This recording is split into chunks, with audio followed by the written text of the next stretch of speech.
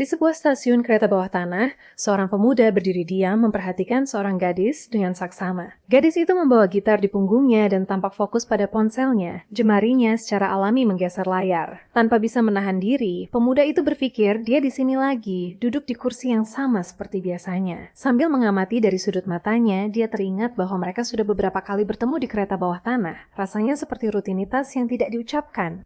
Si gadis selalu pulang larut dan hari ini pun tak berbeda. Sekali lagi, mereka naik kereta terakhir malam itu. Saat dia memperhatikannya, si pemuda diam-diam mengalihkan pandangannya dan mulai membayangkan berbagai hal tentang gadis itu. Karena gitarnya dibawanya, dia mengira gadis itu belajar musik atau mungkin tergabung dalam sebuah band. Ide itu menariknya meskipun dia tak yakin. Lalu tiba-tiba gadis itu menatap langsung ke arahnya. Tatapan mereka bertemu, dan kontak mata itu membuatnya gugup. Perutnya terasa mual karena sadar bahwa dia sudah tenggelam dalam pikirannya dan memperhatikan si gadis terlalu lama tanpa sadar. Dia terdiam, merenung. Meski mereka sudah sering bertemu, dia yakin hanya dirinya yang menyadari semua pertemuan itu. Baginya, semua ini hanya kebetulan semata, bukan sesuatu yang ditentukan oleh takdir. Namun yang tidak dia tahu adalah, si gadis memiliki pandangan yang berbeda. Berusaha mengalihkan pikirannya, si pemuda memutuskan bahwa dia tak akan bisa fokus membaca seperti yang direncanakan. Dia mengeluarkan earphone, lalu mulai mencari musik di playlistnya. Di antara banyak pilihan, dia bertanya-tanya, apakah saatnya mendengarkan lagu baru itu. Akhirnya, dia memilih lagu yang murung Dark Planet oleh Long Afternoon. Saat menekan tombol play, dia menganggap intro lagu itu tidak tertandingi. Tak peduli seberapa sering dia mendengarnya, rasanya selalu menghantam dengan intensitas yang sama. Verse pertamanya pun bukan pengecualian, sungguh luar biasa seolah membawanya ke dunia lain. Dalam hati dia mengakui bahwa lagu ini adalah mahakarya, salah satu dari sedikit lagu yang benar-benar menyentuh jiwa. Sayangnya, hampir tak ada yang mengenalnya. Pikiran itu menimbulkan rasa melankolis, dia berharap dengan segenap hatinya bisa berbagi perasaan ini dengan seseorang yang juga mengerti betapa luar biasanya lagu itu. Tiba-tiba, dia bertanya-tanya kenapa suaranya terdengar sangat pelan. Dia menyesuaikan posisi earphone, bahkan sempat curiga kalau alatnya rusak. Meski begitu, dia memutuskan untuk menaikkan volume perlahan-lahan, semakin keras, hingga akhirnya mencapai maksimum.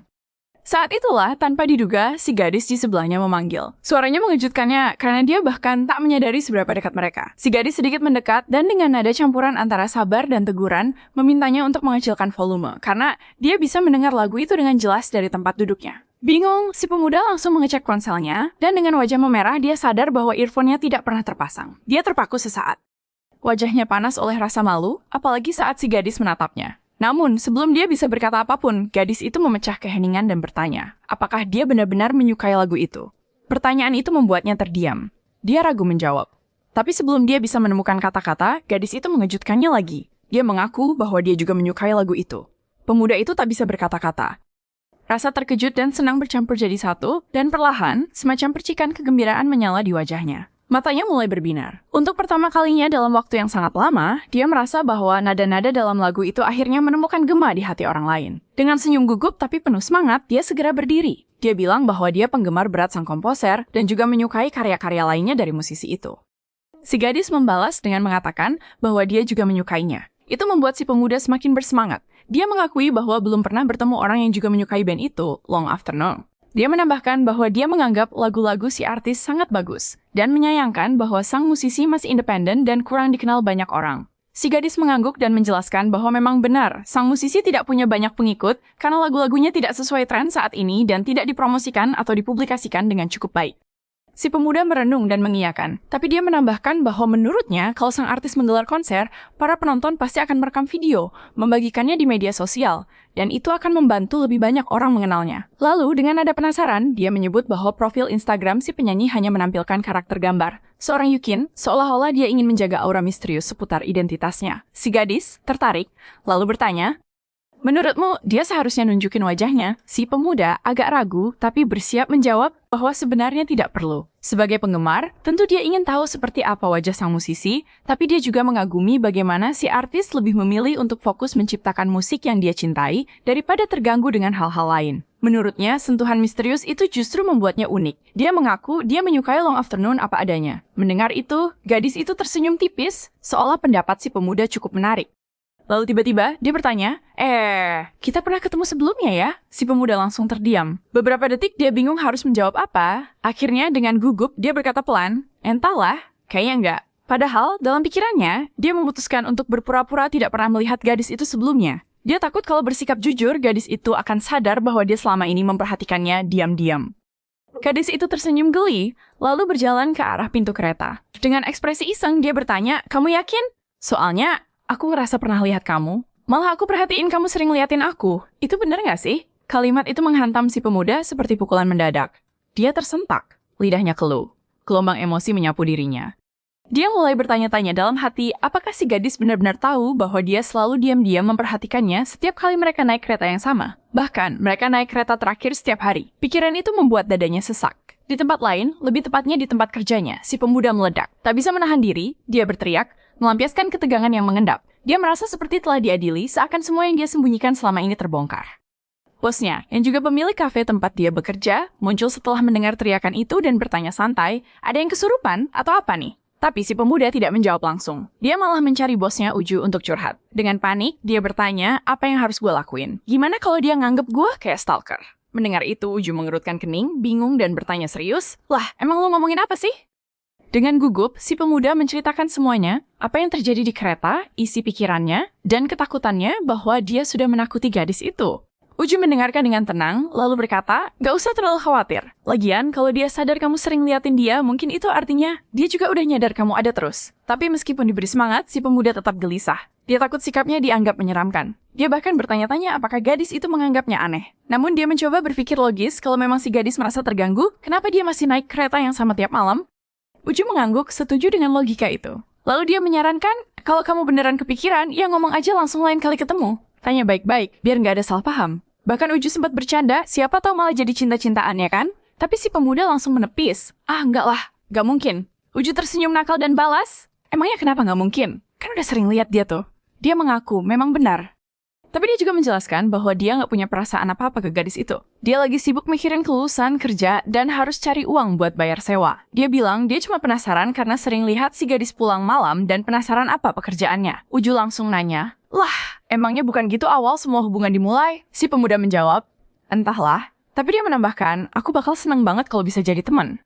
Jadi bisa ngobrolin musik yang kita suka sama-sama. Uju cuma nyinyir, ya itu juga namanya awal hubungan. Ucapan itu membuat si pemuda kesal. Enggak juga tapi Uju malah ganti topik, udah waktunya kerja. Ada orderan numpuk. Setelah selesai kerja, dalam perjalanan pulang, si pemuda merenung, apakah dia akan bertemu lagi dengan gadis itu di kereta terakhir malam ini? Dia mempertimbangkan untuk meminta maaf karena selalu memperhatikan gadis itu. Dia ingin menjelaskan semuanya agar gadis itu tidak menganggap dia orang aneh. Tapi, dia juga ingin ngobrol lebih dalam soal long afternoon karena sangat jarang ada orang yang ngerti seseorang yang punya selera yang sama. Itu harapan yang ia simpan diam-diam. Maka dia memutuskan untuk berhenti sejenak dan berharap gadis itu juga merasakan hal yang sama. Sesampainya di stasiun, si pemuda mendapati seorang pekerja mabuk duduk di bangku tempat biasa ia menunggu. Dia bertanya-tanya kenapa pria itu bisa tidur di sana dan merasa sedikit kesal. Ia langsung berasumsi bahwa sekarang dia tidak bisa duduk di dekat gadis itu, dan percakapan kasual yang dia bayangkan sepertinya takkan terjadi. Tepat saat itu, si gadis menoleh ke arahnya. Tapi si pemuda langsung menghindar, mengira bahwa hari ini bukan waktu yang tepat untuk bicara, dan memilih untuk mengalihkan fokus ke buku pelajarannya. Memaksakan percakapan terasa aneh, dan dia tak ingin membuat kesalahpahaman. Dalam hatinya, dia berkata, hari ini gue lewatin aja, tanpa ngomong apa-apa. Tapi kemudian gadis itu tiba-tiba bertanya, kamu beneran mau nunggu kereta sambil berdiri? Kalimat itu menarik perhatiannya. Dia menoleh. Gadis itu berkata, kereta masih lama loh. Masa kamu mau berdiri terus? Dia menjawab bahwa tempat duduknya sudah penuh. Namun si gadis menepuk pelan bagian kosong di sebelahnya dan berkata, masih ada satu tempat kosong kok. Kalau mau duduk aja dulu sambil nunggu kereta. Dia mengundangnya duduk dengan santai. Pemuda itu terdiam. Hatinya tergerak oleh kata-katanya. Ia pun teringat seseorang di masa lalu, seseorang yang dulu juga pernah menyapanya dengan cara yang mirip. Tapi ia segera sadar bahwa orang itu kini hanya bagian dari masa lalu dan sekarang dia hidup di momen yang nyata di hadapan gadis ini. Akhirnya dia memutuskan untuk duduk di sebelahnya. Ia duduk di sebelah gadis itu, berniat pergi begitu kereta datang. Walau berdekatan, dia tetap menjaga jarak. Tapi si gadis langsung membuka obrolan, kamu emang biasa naik kereta jam segini, sering pulang malam ya? Si pemuda menjawab bahwa dia kerja shift malam di sebuah kafe. Kadang bosnya ngizinin pulang lebih awal, tapi tetap saja sering kelar larut malam. Jawabannya membuat si gadis berpikir sejenak. Dari informasi itu saja, dia mulai menyimpulkan banyak hal. Berarti kamu masih kuliah ya? Tebaknya. Iya, tahun keempat, jawab si pemuda. Gadis itu terlihat terkejut, lalu menebak lagi, pasti lagi sibuk nyiapin lamaran kerja dong. Si pemuda mengangguk, membenarkan. Pasti susah. Yah, kerja malam sambil kuliah, tambah si gadis. Rasa penasaran membuat si pemuda balik bertanya, kamu juga pulang kerja? Tapi si gadis malah tersenyum geli dan menjawab, enggak kok. Aku cuma suka ngobrol sama cowok-cowok yang seleranya aneh sebelum pulang. Ucapan itu bikin si pemuda kaget. Tapi perlahan dia sadar, itu bukan candaan. Gadis itu lalu menjelaskan, yang dia maksud adalah orang-orang dengan selera unik dan agak ekstrem. Dia bilang dia sering ketemu klien seperti itu sebelum pulang ke rumah. Si pemuda langsung menerka-nerka, kerja apaan sih dia? Klien? Seleranya keras gimana? Melihat ekspresinya yang bingung, si gadis tersenyum kecil, lalu menjelaskan, maksudku, aku kerja di studio musik, tempat latihan dan rekaman.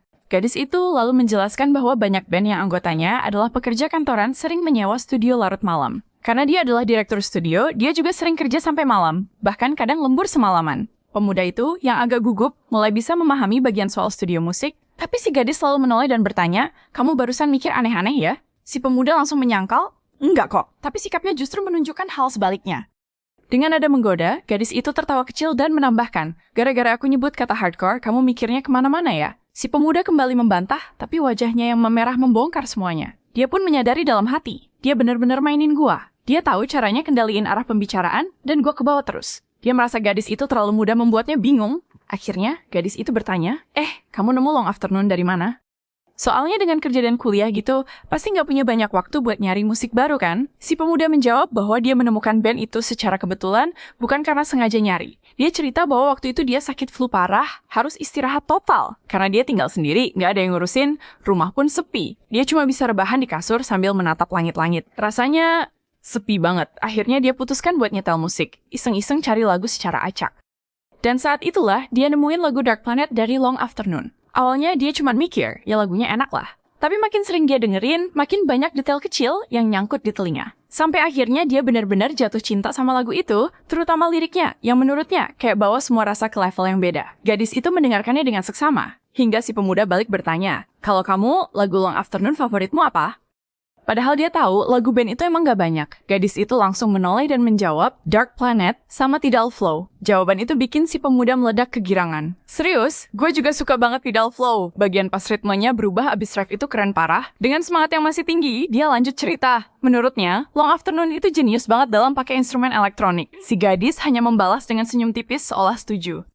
Tepat saat itu, kereta datang late Third, dan si pemuda pun berkata, hari sudah sangat larut ketika si pemuda menyadari waktu. Ia pun berkata bahwa sudah waktunya berangkat. Namun sebelum ia sempat berdiri, si gadis lebih dulu bangkit dan berkata, apa yang barusan kamu bilang soal musik itu, kayaknya bakal bikin Long Afternoon senang banget. Komentar itu membuat wajah si pemuda memerah total. Dalam hati, dia berpikir bahwa dia ingin ngobrol lebih lama lagi dengan gadis itu. Bukan karena ingin pacaran, bukan ingin jadi dekat, dia hanya ingin terus ngobrol tentang hal-hal yang mereka sama-sama suka. Akhirnya dengan gugup, dia memperkenalkan diri, namaku Liyuan. Lalu dengan canggung, dia bertanya, kalau boleh tahu namamu siapa? Gadis itu menatapnya beberapa detik, lalu dengan tenang menjawab, namaku Shin Haeyeon. Setelah itu, dia berkata sambil tersenyum, sekarang kamu udah tahu namaku ya? Jadi kalau kita ketemu lagi, jangan pura-pura nggak kenal. Kalau kamu nggak nyapa, aku bakal abaikan kamu selamanya. Ucapan itu bikin Yoon tersenyum, semangatnya tumbuh. Iya, pasti. Aku sapa duluan, jawabnya mantap. Di rumah, Haeyeon keluar dari kamar mandi sambil mengeringkan rambutnya. Ia duduk di atas ranjang, lalu mulai mengingat-ingat soal Liyuan. Salah satu momen yang muncul di pikirannya adalah ketika mereka berada di kereta. Saat itu, ada seorang pria mabuk duduk di sebelah Liyuan, dan sebuah dompet terlihat tergeletak di lantai. Haeyeon sempat bertanya-tanya, itu dompet siapa? Dia merasa tidak bisa membiarkannya begitu saja. Tapi saat itu, si pemuda mengambil dompetnya, dan langsung menyelipkannya ke dalam saku si pria mabuk. Melihat itu, Haeyeon langsung berpikir, dia bisa saja cuma menaruh dompet itu di dekat si pria. Tapi dia memilih untuk memastikan, dengan memasukkannya langsung ke saku. Padahal, tindakan itu bisa bikin dia dicurigai sebagai pencopet kalau ada yang salah paham. Namun, Haeyeon menyadari itu menunjukkan sesuatu. Sesuatu yang tidak semua orang punya. Orang seperti dia, orang baik seperti Lee Yo-eun tidak berpikir panjang untuk berbuat baik. Haeyeon berbaring di tempat tidur masih membiarkan pikirannya mengembara. Dia tahu sejak awal kalau Yo-eun itu baik. Tapi yang tidak dia sangka adalah dia penggemar Long Afternoon. Lebih tepatnya, dia tidak menyangka kalau Yo-eun termasuk tipe yang begitu bersemangat dan tulus sebagai penggemar. Lalu sambil membalikkan badannya, Haeyeon bertanya-tanya dalam hati. Kalau dia tahu bahwa akulah Long Afternoon, apa dia masih akan suka? Atau akan berubah? Seperti waktu itu, pikirannya melayang ke masa lalu, ke suatu kejadian waktu dia masih jadi mahasiswa. Tapi begitu bayangan itu muncul, dia buru-buru menepisnya. Enggak penting. Dia menenangkan dirinya sendiri, meyakinkan bahwa orang-orang mencintai Long Afternoon karena musiknya, bukan karena siapa di baliknya. Namun di saat yang sama, dia mengingatkan dirinya sendiri, jangan sampai dia buka identitasnya. Dia tidak boleh mengungkap bahwa dialah Long Afternoon. Gak masalah kalau Gin yang disorot, pikirnya. Selama aku tetap bisa bikin musik yang bagus, aku gak butuh panggung. Gak harus jadi pusat perhatian. Aku cukup jadi Shin Hae-yeon, jadi diri sendiri. Dan terus melakukan hal yang aku cintai. Dan itulah akhir dari chapter minggu ini. Kalau kamu sampai di sini, tulis pendapatmu soal chapter ini di kolom komentar. Jangan lupa like dan subscribe supaya komunitas ini makin besar dan kita bisa reach lebih banyak fans kayak kamu. Sampai jumpa di video berikutnya. Dan kalau kamu nonton ini dari masa depan, di bawah udah aku taruh link ke chapter selanjutnya plus satu komik yang pasti kamu suka. Terima kasih udah jadi bagian dari perjalanan ini.